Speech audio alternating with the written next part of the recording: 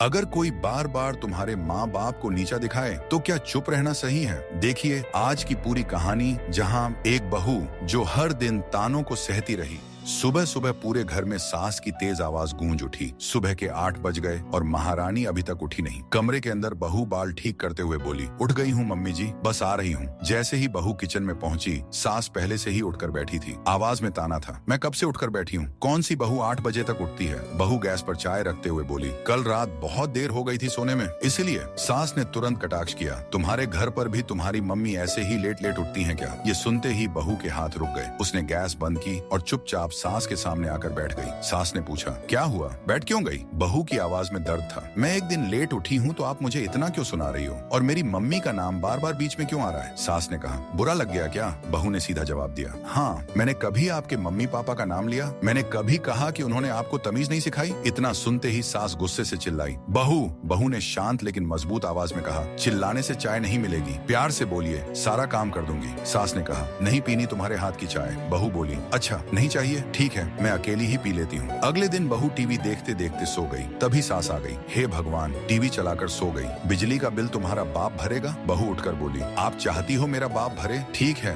मैं पापा को कॉल कर दूंगी, वो हर महीने बिजली का बिल भर देंगे। इतना कहकर बहू ने टीवी, एसी, पंखे और लाइट सब चालू कर दिए। सास गुस्से में बोली, बहू अब तुम्हारा बहुत ज्यादा हो रहा है। बहू ने शांति से पूछा, आपको दिक्कत मुझसे है ना, तो मेरे माँ बाप को बार बार बीच में क्यों लाती हो? सास चिढ़कर बोली, क्योंकि उनकी परवरिश ही खराब है। बहू की आंखें भर आईं। परवरिश बताऊं मैं अपने मम्मी पापा की? उन्होंने मुझे सिखाया है कि जो प्यार और तमीज से बात करे उसके लिए जान भी दे देना, और जो बदतमीजी से बात करे उसे कभी तमीज मत सिखाना, क्योंकि बदतमीजी करने से ज्यादा बुरा है बदतमीजी सहना। बस एक बात याद रखना, बुरे के साथ बुरा रहना, अच्छे के साथ अच्छा रहना। और अगर तुम भी मानते हो कि बदतमीजी सहना गुनाह है तो इस कहानी को लाइक शेयर करो और अपनी राय कमेंट में बताएं, और अब चैनल को सब्सक्राइब करें, क्योंकि यहाँ हर कहानी सिर्फ कहानी नहीं, एक सीख होती है। महादेव के भक्त हैं तो प्रेम से बोलो, हर हर महादेव।